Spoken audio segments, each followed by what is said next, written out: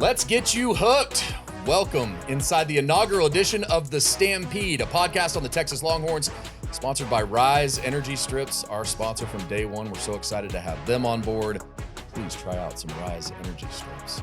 What an absolute honor it is to start this podcast. My name's Bob Ballou. I'm the sports director at CBS Austin, and I'm joined by two legendary Longhorns who need absolutely no introduction, but we're going to do it anyway. He was 30-2 as a starter, brought the last national championship to Texas in 2005. I know you all remember that one, 4th and 5. Drum roll, please. Please welcome Vincent Paul Young Jr. Oh, watch out with the Paul now. You know him as VY Vince, number 10. Vince, how are you feeling about this? I feel great, man. It's been a while to have an opportunity because I got so many stories and to hang out with my guy, Coach Mack. That's a guy that I really, really love and appreciate. And get the opportunity to hang out with you, Bob, and talk some football. We are very good at. One of the things I think I'm so excited about this with you is you haven't had the opportunity to tell some of these stories. I mean, we've seen it here and there, but this is going to be a real fun opportunity over the next few months to do that. And we're gonna dig into you a little bit and see what you'll. Yeah, I hope everybody's out there ready for a free from VY ab workout because you're about to laugh, baby. I love it. And we can tell most stories. There'll be a few that we probably have to hold on to. And of course, the coach that brought Texas the national championship in 2005, the last one, 55 years. And the man who is second all time in wins, and there's no one you'd rather be second to than your dear friend Darrell K. Royal. William Mack Brown, Coach Brown, Mack, Pops, I know as Vince calls Pop you. Mack. How excited are you to start this project? Bob, I'm really excited. I love Vince. He's like a family member to us and love Texas football. We've moved back to Austin to talk about the history, the present, and the future of college football in general. But Texas is so cool. And I'm so excited to hear Vince talk about the opener at Ohio State because he's been there. Oh, yeah. He's done that. He knows what Arch is feeling, and he's been in the pressure of that game, and he'll be able to tell us what it feels like to walk in that 106,000 screaming against you to start the game. So, start the year at the shoe. This will be a lot of fun. It's going to be a lot of fun. We're going to get into SEC Media Days. Of course, that completed last week in Atlanta. We're going to talk about the schedule, some of the hurdles that Texas faces here in the schedule, and we'll get into a little bit of the roster as well. But before we do anything else, I think all three of us really want to take a second to let you know our hearts and our thoughts and prayers are with everyone involved with the floods in Central Texas and everything that's gone on over the last month or so. You know, I saw something this week that somebody posted something that said, I wish Americans loved America the way Texans love Texas. And I started thinking about what that meant. And you think about when the hurricane hit Houston, when we have tornadoes across the state, we have catastrophic floods.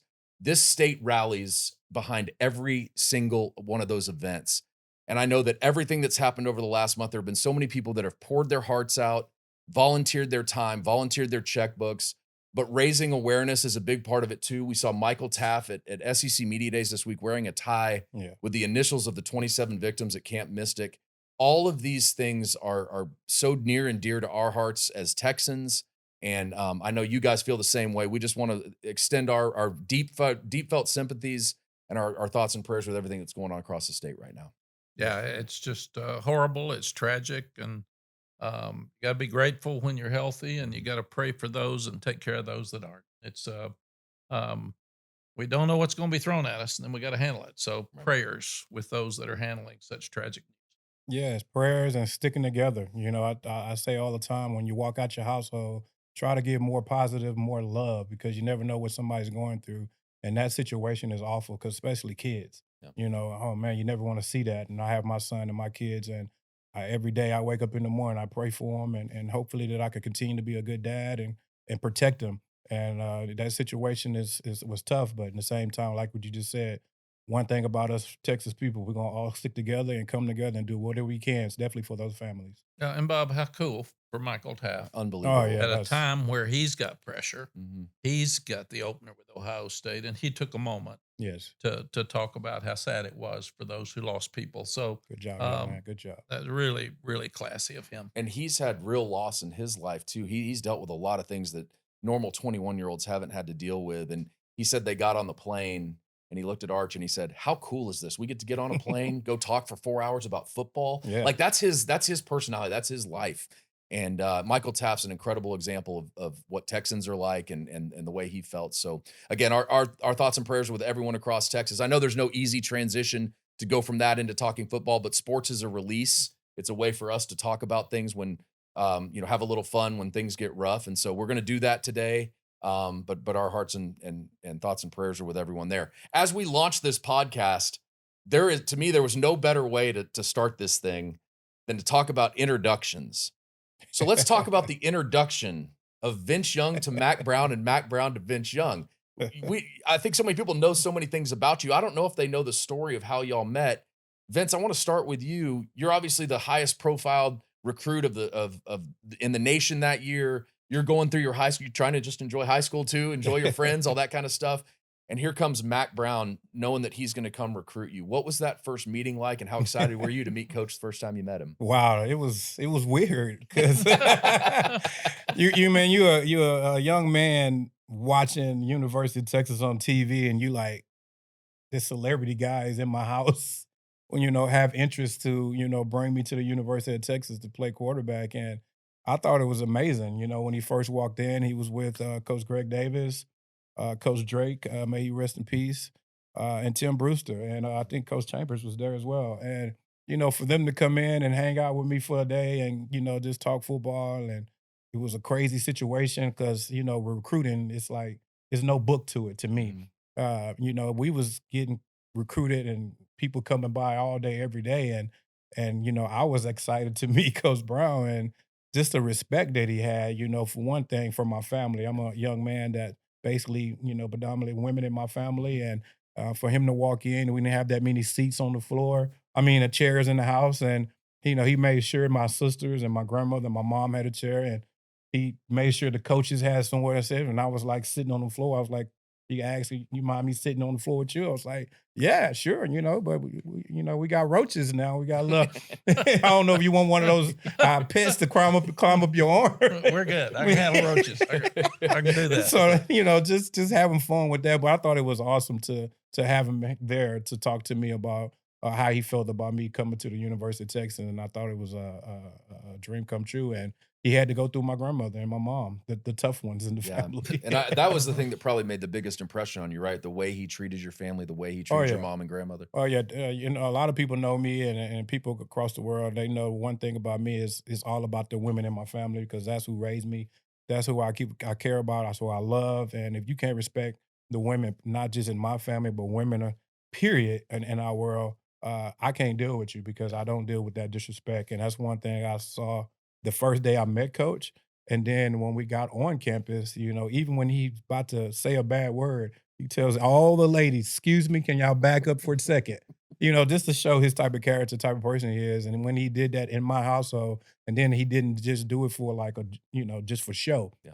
That was actually who he was. And I thought that was amazing that he gave the respect and he showed manner. So I thought that was cool. And that was one thing my family engraved into me every day. Be respectful, son. Be respectful. Look people in the eyes. Them type of things that is going to not only help you, but it's going to also push you past a lot of things that a lot of people don't do in our world. Mac, that's been your personality from day one, though. I mean, that's something it's everybody talked about how great a recruiter you were, but that was from your heart.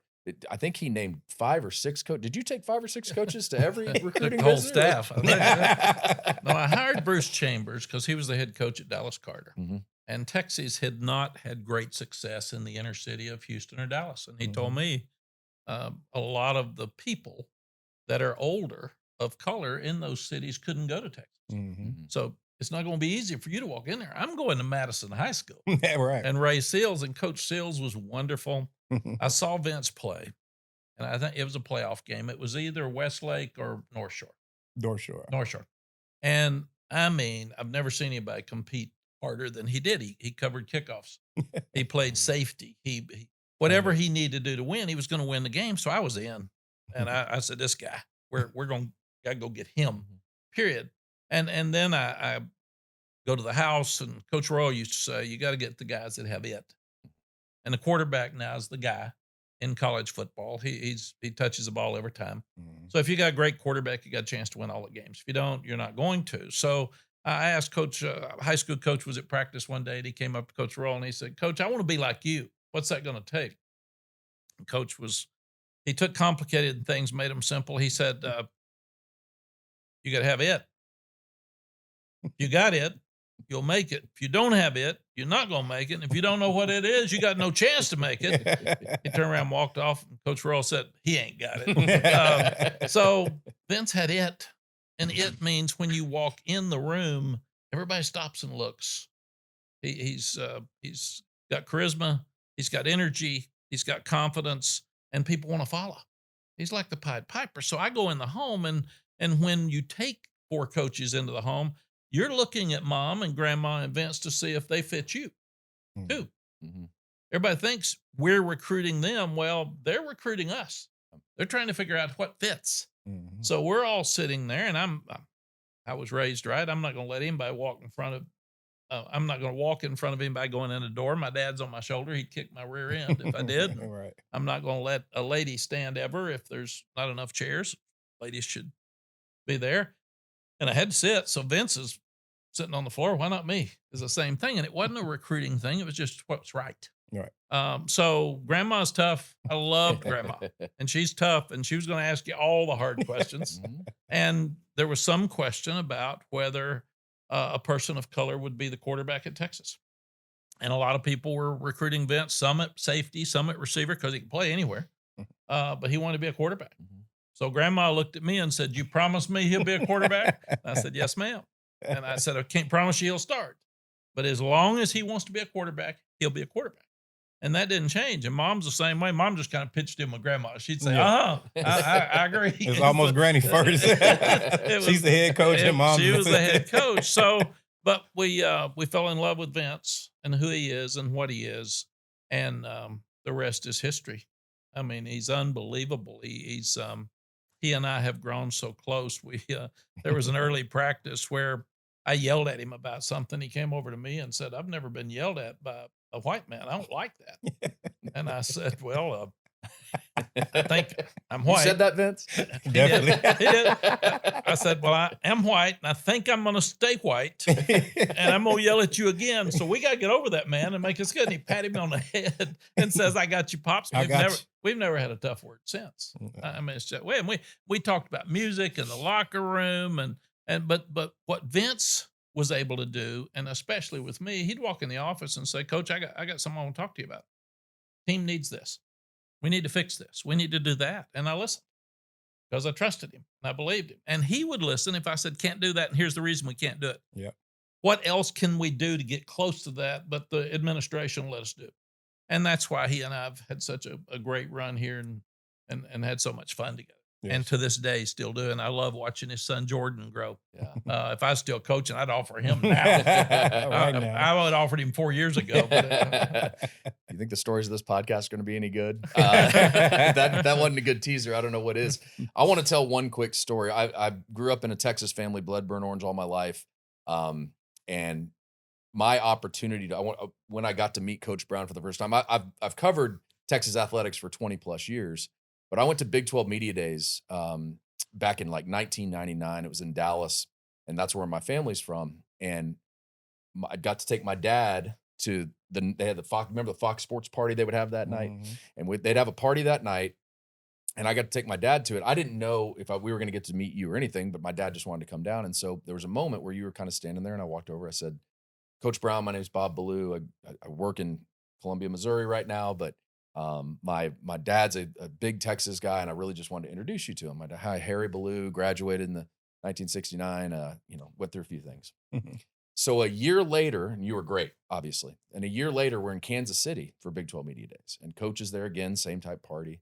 And I walk up and say, "Hey, Coach, I met you last year. Great to meet you." And Max says, "Oh yeah, your dad Harry graduated in 1969." Yeah, he starts rattling off everything, and I'm like, The number of people that you've met in the last year. And you've been all over the country meeting recruits and families and everybody else. And you remember my dad's name, what year he graduated, all those things. Unbelievable. I mean, everybody talks about it. It's amazing the way you do that. My first Texas game was in 1984 at the Texas-Georgia game in the Cotton Bowl. I have the whole history. I think I've missed 5 OU games since like 1984. So That's why I think we're all excited about doing this. But That story to me has always been the one that stood out about you. So Well, when you're not very smart, you got to have a great memory.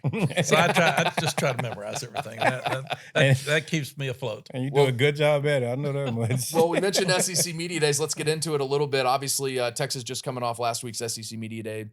One of the favorites to do everything this year in the country. Probably going to go into the year either number 1, number 2, number 3 in the country, somewhere in there. I want to know how y'all viewed media days. You know, Coach, you had 16 of them in the Big 12 with Texas, 36 of them overall. Did you enjoy the opportunity to have the platform to talk about your school, or did you kind of dread having 7 hours of the same question asked to you over and over? Well, I loved them because it was the start of football season Mm-hmm. and it showcased the players. Mm. People get to see baseball players' faces. They get to see basketball players' faces. Football players wear helmets. Mhm. You don't get to see them. You don't get to know their personality. So it was a chance for Vince to interview in front of millions of people and them actually get to know him. And people would make an opinion of whether they liked him or not that will never meet him Right. at that moment. So now the other thing I saw, you never wanted to get a player arrested the night before media day. No. That was because nothing else was talked about except that, and you didn't even have details yet. When I was getting ready for a North Carolina media day, I walked in. They said, "Did you know Texas and Oklahoma just went to the SEC?" You don't want that to happen without any information before you walk in. Goodness gracious. But I thought it was a chance to showcase, but at the same time, you didn't want to give bulletin board material to the other team. Uh, all the teams have people that cover their teams that didn't like Texas there. So they would bait our players and try to get them to say something. And if you had a 5-hour interview, it might be a 30-second soundbite. That's all that came out of it that got you in trouble. And I'm a smart aleck and I like to cut up. And I found out you can't do that here. I'd get home and Sally'd say, "Did you say that?" And I said, "Well, I was cutting up. I didn't mean it." And she said, "Well, they missed the humor. Right, They, right. they didn't get that." And it was just like when Coach Sark walked out the other day and they played the Aggie fight song. Horrible. John Bianco called me and said, "What would you have done?" I probably would have said, "Oh, obviously Coach Elko's supposed to be here." And I would have got up and walked out just for Yes. humor. And he We said, would have been on the private all the way back to we Austin. would have been. We would have been. And Coach Sark handled it a lot better than I would have. But I did think that it was a chance to showcase and the players that usually took forward, the players that were there, it gave them a chance to represent your team, but also it gave them a chance to really help themselves with jobs and opportunities in NFL and things later because Sure. everybody's watching. Vince, honest moment here. Did you look forward to it, or were you kind of dreading doing all the? Well, first of all, it was my first time on a private plane. So it let me know how much the University of Texas of Austin, how much money they had. Because I was like, what? I thought we were going to hop on a bus or a charter plane, Yeah. something like that. But I thought it was pretty cool because, you know, you had an opportunity to represent your team as well as the University of Texas. And one of the things that I, you know, respected was John Bianco, that he prepared us for all that. And then Coach Brown does a really good job of taking a lot of the heat off of us. Basically, all we had to do is just go in there and, you know, be us, talk about your teammates and get out of there. You know, but it was an honor for me because I know what my role was as a leader, that I get to get a chance to go in and talk about my teammates. I rarely talk about myself, you know, because it's all about my brothers. It's all about my brothers and how much I cared about them, and I want them to get the shine. Just in case it's, you know, you might be thinking about me, but you didn't know that we had a young D lineman like Brian Arakpo that's gonna come off the edge and knock you out. You got a guy like Michael Griffin who'll come downhill. You got Casey Studdard, the smallest guard you ever seen, but he will pancake you because of the type of heart he has. So I wanted to talk about that because that's what I saw in camp. Mhm. And these guys stood out so much. I don't think the media saw that. They was just trying to find something to pick at us about so they can take back to the team and they use it or whatever. But to me, I wanted to showcase my teammates. How much? I think I know the answer to this, but how much did you embrace being the pick to win the league versus maybe wanting to be 2 or 3 so we can go get some guys? Like what was your preference? Well, I never paid attention to that. You know, I was one of those guys who was very humble and quiet. I was a quiet guy until, you know, game day. You know, coach, thank God he let me bring my speaker in the locker room. So I'm getting, you know, pumped up about the game. So I don't really like feed into that because I really feel like a lot of people don't know that, Coach Mad Dog had us really preparing for the season. Mhm. So it's like our time now. We did everything we were supposed to do in the off season to prepare and get ourselves ready in shape. Now it's showtime. Mhm. Now the whole world is already like, oh, they okay, but okay. But okay, let me show you. Let us show you because we had so much talent on that football team. A lot of those my brothers was getting, overlooked. So when we did get on that football field, you was like, wow, who is this kid? Wow, who is that guy? Wow. And then not only just the first stream, the second stream came in and did some things. So I was just proud to see my teammates get the recognition that they deserve. Media Days is in the books. Texas is one of the favorites to win the SEC. I thought Arch, Michael Taff, Anthony Hill all handled themselves great last week in Atlanta. Arch is just so smooth across the board, and we want to get into Arch and the rest of this team. So we're going to do that in our next segment coming up. We're going to talk a little bit about this roster, maybe what some of the toughest positions are to figure out right now with this Texas roster. Is so much turnover after last year, and maybe a few guys these guys think will shine as we go into 2025 with all the expectations on this team. That is the first segment of the inaugural edition of The Stampede, a podcast on the Texas Longhorns. We're back after this. Feeling drained, but don't want another sugary drink or coffee crash? Say hello to Rise Energy Strips, your new go-to for clean, fast energy. Each strip delivers 50 milligrams of caffeine, vitamin B12, L-theanine, and electrolytes, all in one tiny berry-flavored strip. Just pop it under your tongue and feel the boost in seconds. No jitters, no water, no crash. It's vegan, sugar-free, and absorbs to 5 times faster than pills or drinks. Perfect for work, workouts, or whatever you need to power up fast. Ready to rise? Get 25% off your first order of strips at riseup.com/stampede. That's RIIZEUP.com because energy should be smart, simple, and effective. Welcome back to the inaugural edition of The Stampede, a podcast on the Texas Longhorns, sponsored by Rise Energy Strips. They taste good. It do taste good. We like them. Yeah. We're in. The podcast will drop every week anywhere you find your podcast, YouTube, Spotify, Apple Podcasts, anywhere you find it. You can also find us on the StampedeUT.com. We're all over social media at the StampedeUT. You can find us there as well. You did great promos. I love watching. Hey, we got an exciting thing coming out. I love this. Like you're natural at That's this. fun. This is good. I've had a little experience in this. A lot. He's Mack Brown. That's Vince Young. I know you know those guys. My name's Bob Ballou. We're excited about our inaugural edition of this podcast. Let's get into this Texas roster and what to expect from Texas this year. We talked about media days. Arch Manning, obviously, I don't know if you guys know this. He's kind of a national headliner. Maybe some people wanted to talk to him this week, but he was great at the podium. Let's get into the offense a little bit because you think about what they're losing. Obviously, Quinn Ewers is a 3-year starter, and you feel comfortable about Arch coming in. You lose Jaden Blue, who is a great running back, but great pass catcher out of the backfield, caught both touchdowns against Ohio State. Yes. You think about the wide receiving core they lost. Matthew Golden sprouts from where he was into a first-round pick. Isaiah Bond's gone. Gunnar Helm is gone. That's 71% of the passing yards of this Texas offense last year are gone now. So what do you think, Vince, when you think about Arch Manning and what he is as a quarterback and the pressure that's going to be on him, the expectations? How do you go into a season that way? And what are your thoughts on just seeing Arch? Done that. Because you know. I have definitely been in there. But, one thing about Arch that I really like that he's, a very humble kid. First of all, he has won the locker room already. And then he has seen it, from Quinn. A lot of people don't give Quinn the respect that he deserved. I 100%. really feel like this man played through pain, through injuries, went through all kind of adversity. The media bashing him all the time. And, when I was there, I saw that same situation with Chris Sims.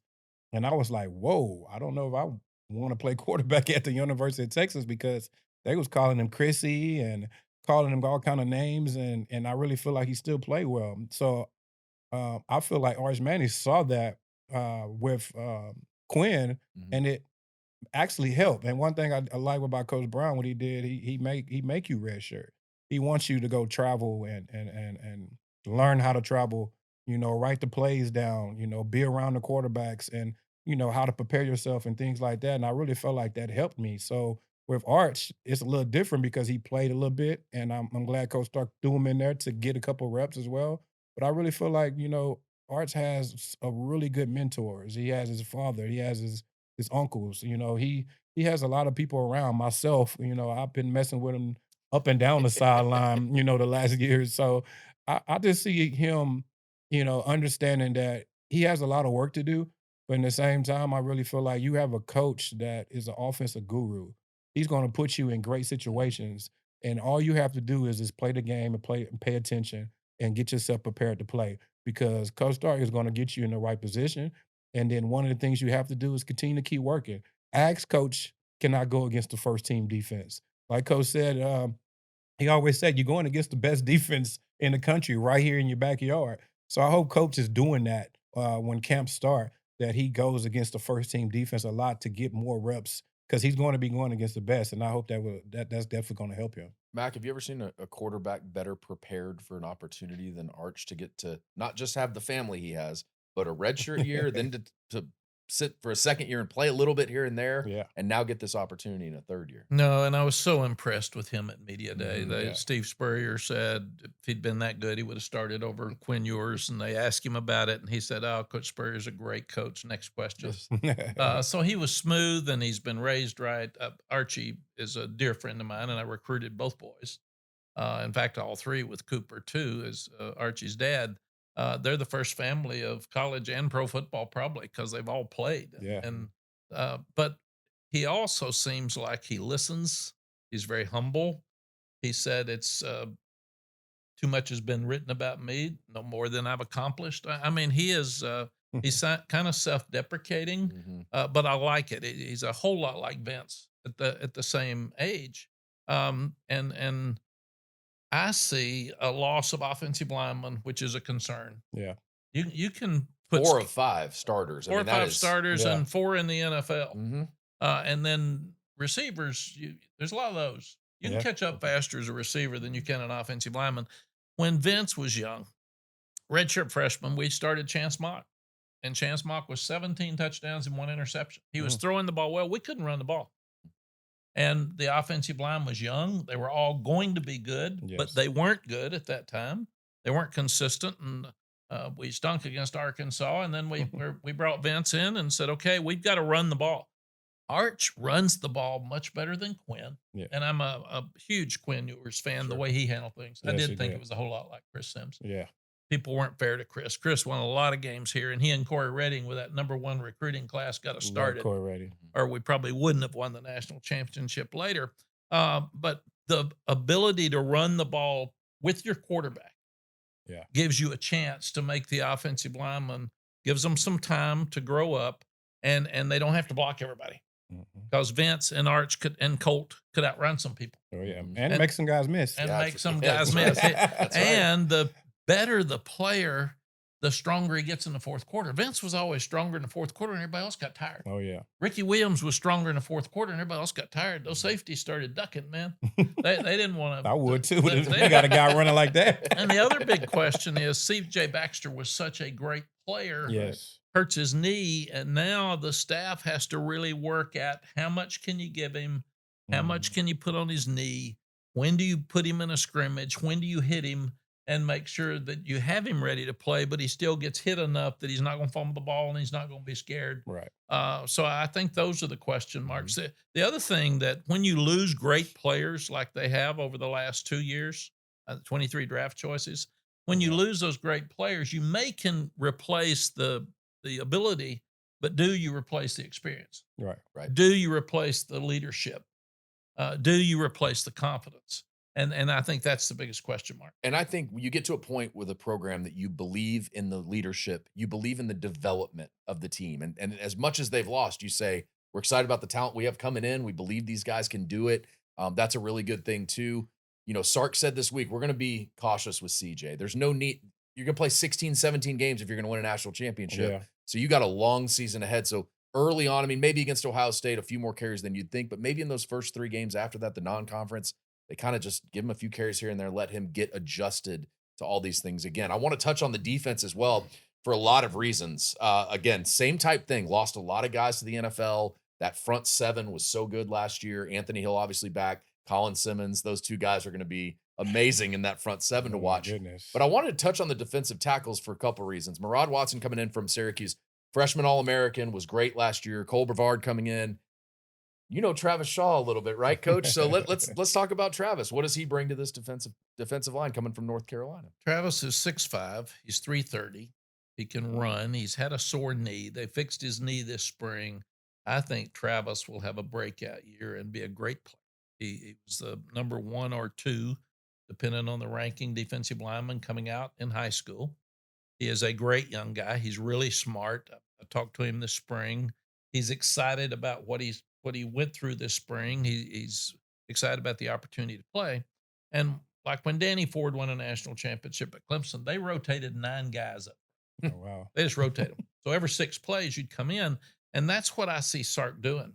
Kenny Baker's done a great job with those young guys. And a guy like Travis, when you're 330 pounds like these guys are, when you start looking at Watson and Brevard, they're 330 pounds, 350 pounds. They can play 25, 30 plays a game. Yeah. But if you play them 60 or 80, they're going to get tired. Fourth They're going quarter to need a should be bunch rough. of energy Yeah, yeah. strips under We're that gonna tongue. take advantage of that. Back to the fourth quarter, how rough it is in that fourth quarter. Exactly. Defensive tackles. I mean, that's It where, is. But that's what I think the guys are doing. They're preparing with depth and numbers so they can rotate. Yeah. And Travis will be a great player in that position. I would encourage everyone to go look at the defensive tackle list and look at the height and weight, because the range is Yeah. like 5'10", 400 pounds to 6'6". Real You know, it's quick. just crazy. It's like, It's it's up and nuts, down. but that's what you want. You want different size guys for different size moments. So that's good. Vince, real quick on the defense.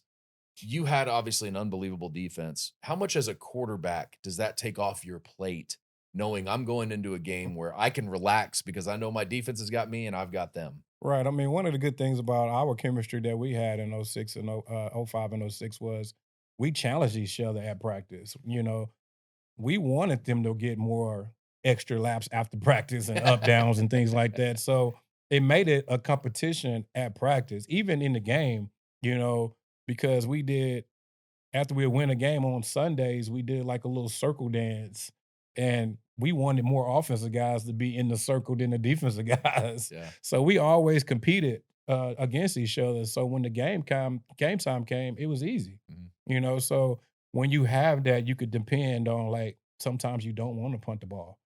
But hey, when you have a defense like that, to know that they can go out and get some big stops or get a turnover and these type of things, you You believe. yelled at me a few times. on Yeah, that yeah. A sideline lot of saying- times, I'm like- saying, okay, let's come. We're going to punt. What do you mean punt? And poor I said, Richmond "Okay, McGee. Come here. Come here. We want Richmond to get a letter. he needs to get a letter jacket. That's why coaches coach and players play. That's right. But That's it was some tough times. But at the same time, when you starting to get into the college and the NFL, you have to understand that sometimes they win, and it's okay to kick the ball, punt the ball off, and let your defense do what they do. I'm also noticing a theme in most of the things we talk about. There's something involved with a dance. Oh, Whether yeah. There's always some kind of dance at pregame, You gotta have postgame. some You fun. gotta You You gotta have some. some fun. Even it's good to see Arch already dancing, Yeah. Yeah. having fun. So Yeah. it's, you know, one thing people don't understand. Yeah, we make it look easy, but it's not. No. You know, we have to have fun. I was really upset when they took dancing and celebrations out of the game, because they act like we're not supposed to be happy. Because you know how hard it is to take the ball from the 20-yard line and drive it all the way down for a touchdown in a hostile environment like Ohio State. That's not easy. So No. yes, when we get in that, we're about to celebrate. Well, that's why, like Oklahoma State, he didn't want to drive it down. He just wanted to go 80 out of the locker room. Oh, yeah, And sometimes just, that's when a lot easier. when to you do got that. Jamal Charles and guys like that, you can make it easy. But we could dance in too. We didn't care if it was 20 plays or one. We just like scoring. I like what Coach Sark's doing with his identity, with his Yeah. culture. He only took 11 transfers. So he's got a team that he's building. He signed 23 guys in the 24 class. Yeah. So he's developing. They're coming now. Juniors and seniors win games. Freshmen, sophomores want to play. Mhm. Yeah. So the older guys that I you like can that. have that are playing, the better chance you've got to do that. But a lot of programs across the country that don't have NIL money are losing their backups. Oh yeah. They're special teams players. And Sark's keeping players. He's got very few transfers. Yeah. And I think that gives them a chance to be consistently good as we move forward. And the one thing I say about Sark every time we talk to him from 2021 to now, he's so consistent in his message. So when you come in as a freshman, by the time you leave as a senior, you're not hearing different things. It's the message is the same for what he wants to accomplish in his program. And I think that's been one of the real reasons they've been so good and continue to elevate and become more of an elite program. All right, we got to get into the schedule. That's going to be, you guys know, I mean, the Ohio State thing is looming. It's all right there, but there's so many really big games for this Texas team this year. So when we come back, we're going to talk a little more about the schedule, why it's so daunting, and what these guys would prefer in the non-conference. You like that Ohio State game right off the bat, or do you need we won't call it a warm-up game. Well, we'll let Coach tell you what he calls it when we come back. This is the inaugural edition of the Stampede, a podcast on the Texas Longhorns, sponsored by Rise Energy Strips. We're back after this. All right, it's the final segment in our inaugural edition of the Stampede, a podcast on the Texas Longhorns, sponsored by Rise Energy Strips. We're really excited to get into a couple more things here before we go, especially recruiting, because you guys know better than anybody what some's going on with Texas right now. Some big things going on. They just landed Tyler Atkinson, number one linebacker in the country. They landed James Johnson, number one defensive lineman in the country. They've already got Dia Bell in this class, who's the number one quarterback in the country, elevated to that. When these things happen, obviously it says great things about where you're going as a program, but when you're in the program, Vince, as a number one, as a recruiter, you're the quarterback. Now you're on a program. How much are you trying to get other guys? And how much does it just, when you see this as a player, how much do you go, I mean, we're rolling. This is awesome. Yeah, I mean, it's just like exciting. You get excited about it because guys want to come play with you, and the more the better. Even now, like right now, quarterbacks has. I hate to say it, but the second string quarterback is the starting quarterback now Mhm. because of the fact guys are going down, getting hurt. So you gotta bring in so much talent for first and second and third string because you never know with injuries or a guy just don't like the environment and like right now guys are transferring. So Mhm. it's a happy time for Texas. I had the opportunity to see Bell play already in 7-on-7, and I like his decision making already. And what I love about these kids right now is they're growing up so fast. I knew what cover two was, but it was kinda like we was running the ball. We was a veer guy. We was running the veer, so we was mostly trying to find the open gaps to Mhm. get big runs. But now, like, these kids are so smart at the quarterback level at all positions, and they continue to get better and better. And once you see that, these guys wanna play. They're coming in to take your job. So, as a first and a second string, a starter, you have to applaud that because you got more talent in the room. Mhm. And if you take your eye out of it, you want your team to be great and want to have so much talent that we can continue to keep this train going. And it pushes you, right? I mean, It definitely okay, pushes you. so you commit to Texas. You're the number one recruit in the country. How do you start going to get other guys? How do obviously the coaches tell you a little bit about the direction you're going, but how much are you influenced as a Funny recruiter? story, I remember playing in the Army All-American game. I wasn't committed yet, right? So you got Abbott Hardy, Sylvan Young, you got Rod Wright, Casey Stutter. These guys are already committed Mhm. at the University of Texas. They're all recruiters. And we yeah, exactly. We all in San Antonio getting ready for the All-Star game. I couldn't even eat lunch. I couldn't even go to sleep without one of these guys knocking at the door like, "Come on, Vince. Come on. You know you want to come to Texas." And I'm like, "Man, what's going on, guys? Are we going to go play this All-Star game and have fun doing this?" No. No. The whole trip was all about getting your butt to Texas. So it's a fun deal because one of the things that I like about it, I had the opportunity to build relationships with guys at an early time. So when we did get to Texas, I really fell in love with those guys because first of all, they were silly at the Yeah. All-Star game, and then they was even more sillier and to happy to play with them when we got to Texas. So And it I was was fun. You sitting weren't there. pushing that, I were was you? sitting there calling him. Have you talked Yeah, to Vince? exactly. Did you, I was about to Vince, say that. What'd he say? What'd he say? What do you mean you haven't seen him this morning? Get up! I was just You wanna about to say win? that. I was just about to say that. And I know Coach was probably calling him. Every minute.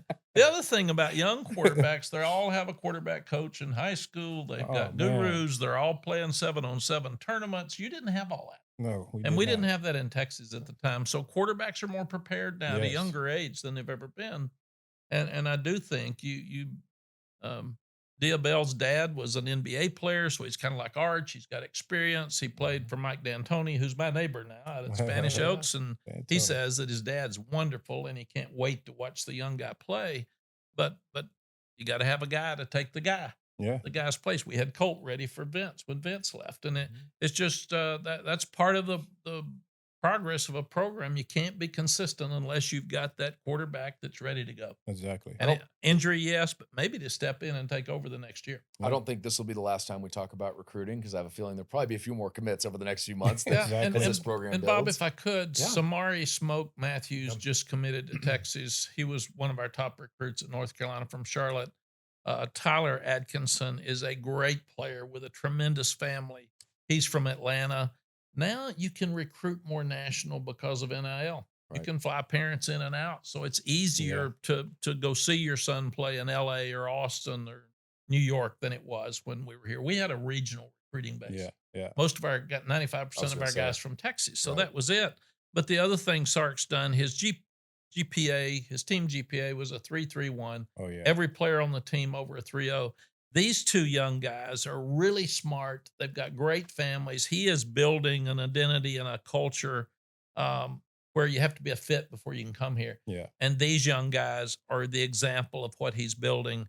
They're example of what we saw at Media Day. And I'm so proud that not only are they getting great football players, but they're getting superhuman And beings. Sark certainly touched on that at media days. He talked about we're building a culture, and when you build that culture, because now that it's a national landscape, how do you recruit? I mean, there's so many guys out there, and he just basically said we try to find the guys that fit what we want. Yeah. We go recruit them. Hopefully, we get them. Some of them we won't. I remember one of my favorite lines from Mac was always there are 350 Division I college football players in Texas. We can only take 25 every year. Yeah. I'd ask you about Todd Reesing and Chase Daniel. Why didn't you take them? Why didn't you? Only so much we can do. I took Vince. I took Vince. He was okay. We did okay. Colt Yeah, was we okay did too. Colt okay. ended up being all right. Yeah, and So- then there's a lot of stories about the ones that you didn't take that aren't true. And you can't say it because you don't want to hurt the young guy. But Right. if you wanted Vince more than you wanted this other guy, you don't want to beat him up. Sure. And then all 350 are mad at you Yeah. because you didn't take them. Right. And that's why everybody hates And it's Texas more all than the they like time. themselves. Yeah. They just hate it. But I do like what I see with Sark's recruiting. And then even Kenny Baker, I played golf with him at their NIL fundraiser this spring. I loved him as a defensive line coach. He was with the Dolphins. He flips a guy from Fort Myers, South Florida, that's committed to Georgia.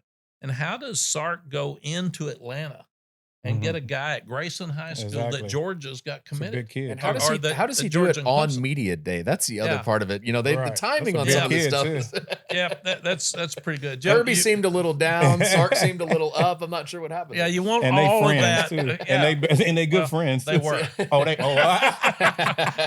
they were. I like that. Yeah, Okay, if- let's Can I say Yeah, one no, thing? please, And go as a ahead. player standpoint, to see one of the young men say, "I just like the coaches were just being real with me." right. That is major as a player because you don't want to go nowhere when somebody tells you one thing and you can feel it and you Mhm. know it's just he just trying to get me to come there. But for him to go on media and tweet that and say, Yeah. well, the reason why I went to committed to Texas is because coach told me the truth. He was down to earth and he didn't sugarcoat anything. And I like to hear that because that's what Coach Brown did for me. He didn't sugarcoat anything. He told me straight up, we want you to play quarterback. I'm not letting you know that you're going to start, but you have an opportunity to play. And everything else, he put it in my hands. So that's a great deal that I heard. That's how when we I heard started that. the show, right? That was Yeah. the first thing you said. And it stays as a 40-year decision instead of a 4. Right. You got to have a coach that cares about you for a lifetime, not for Exactly. 4 years. Exactly. So let's dive into the schedule a little bit. What a schedule this is. Kind of the flip of what it was last year for Texas. Wow. Obviously, they went to Michigan, but the schedule wasn't. The road games were Vanderbilt, Arkansas, and A&M. They've been there. This year we get some real awesome road games: Ohio State, Florida, Kentucky, Mississippi State, Georgia.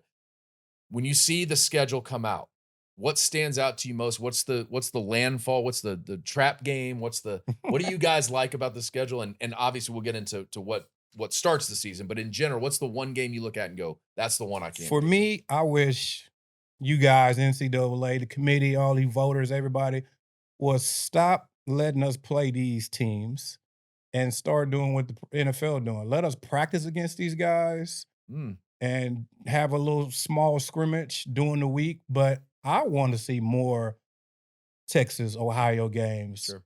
Alabama. I want to see I want to even go see Oregon one time. I want to see more of the big games because this is what you're about to do when you go to the pros. Everybody is good. Mhm. So nothing against some of the smaller schools and things like that. I know we have to do what we have to do for that, but I prefer that happens in training camp and forget all those games. Just like I said in the NFL, forget those preseason games.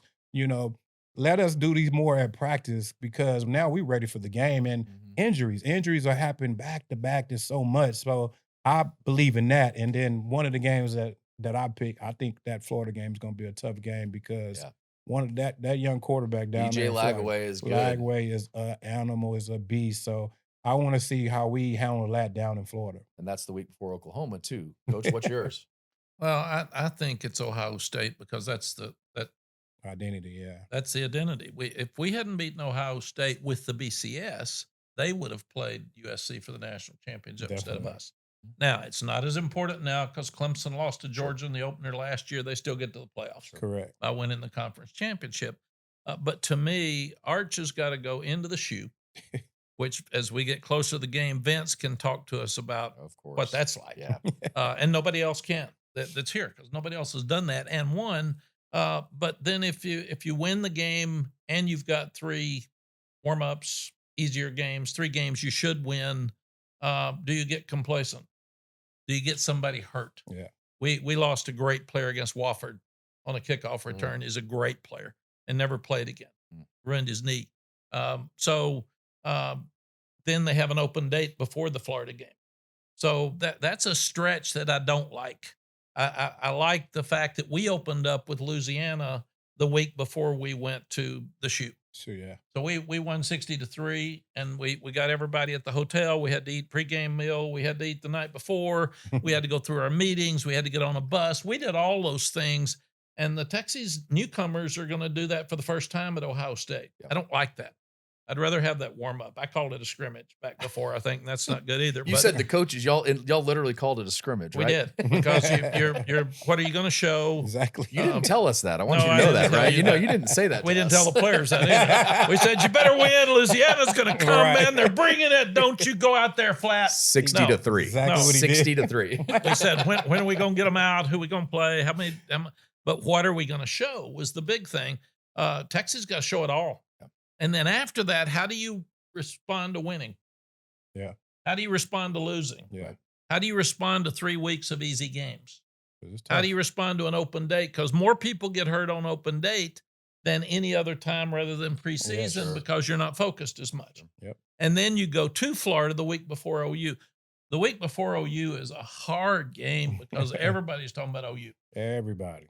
And that's really difficult. Then you go to Kentucky the week after Mhm. OU, and you Another can go to tough game. sleep at Kentucky, and Mark Stoops going to have them ready to play. Always. And then you go to Mississippi State, and Jeff Lebby played at OU. He coached at OU. He hates Texas more than he likes himself. Oh, yeah.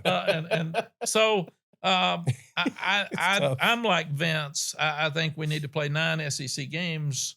I think I always like to open up with a scrimmage, have a national game like we did with Ohio State, and then come back with a mid-major, and then start your season. Yeah.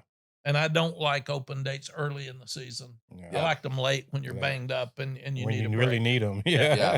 So my guy Peter Burns over to the SEC Network about a month ago said this conference now runs through Texas. And my game that I'm picking is Georgia because I don't think this conference runs through Texas until Texas beats Georgia. Lost to him at home last year, lost to him in the SEC championship game. Got to go to Athens in November with there'll be a ton on the line too. I Oh, mean, that yeah. could be for an S spot in the SEC championship game. And like I said, this schedule you could pick any of these, and you're right. By the way, Mack was 15-1 the week after OU, 12-4 the week before OU. So you had your guys ready in both those situations. Yeah, and also the time you play on the Yeah, road is sure. important. Vince's Very. team was so good. We played at 8:00 everywhere. So we get home at 5 in the morning. All the So time. And then you got to be right back at it Sunday. Could Exactly. get So what time is that Florida game going to be? I think that's key. Yeah. Texas needs it to be like the Ohio State game. They need it to be a noon game so you can get home by Yeah, midnight get home. Yeah. instead of 5 in the morning. And then the other thing is before the Georgia game, Georgia plays at Mississippi State, but they play at 11 o'clock. Mhm. That's a freebie. When they'll get home way early To get ready. to get ready for Texas, and they'll beat Mississippi State badly enough. They'll be preparing for Texas the same thing. And then you've got Vandy at home. They're not easy anymore. Right. You got to play against Vandy, and then at the end you've got Arkansas, who hates Texas more than they like themselves, and you got A&M that hates Texas more than they like themselves. So I think there's some games in there that you got to be ready to play every week. But Vince, Every coming week. back from Ohio State to work that Sunday workout, probably a little easier when you win, right? A little bit. Not much, but a not little. much. Yeah. way it way was better like than Coach- way better than yeah. losing. Coach let us have a good time that night. But as soon as we walk into the facility, that needs to be out the door. Yep. Well, we've got so many great, as you can tell, so many great stories, so many great things to get into, and that's the best part of this. We're going to be doing this weekly. How'd you guys feel about the first one? Good? Feel great. Feel good? Yeah. Felt great. It's going to be so much fun. Texas fans, you need to watch us, man. We're That's going to give right. you a lot of information about each week because Vince been there and done that. Yes. We've both been in that locker room.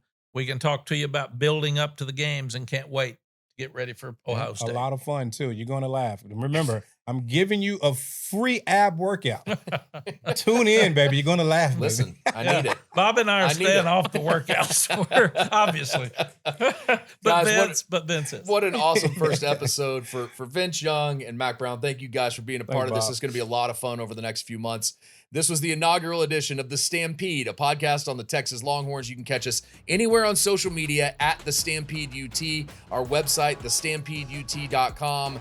And of course, these podcasts will drop anywhere you can find your podcast. You can watch us on YouTube. You can listen to us on Spotify, Apple Podcasts, anywhere you get your podcasts. Guys, thanks for doing this. We'll see you next week.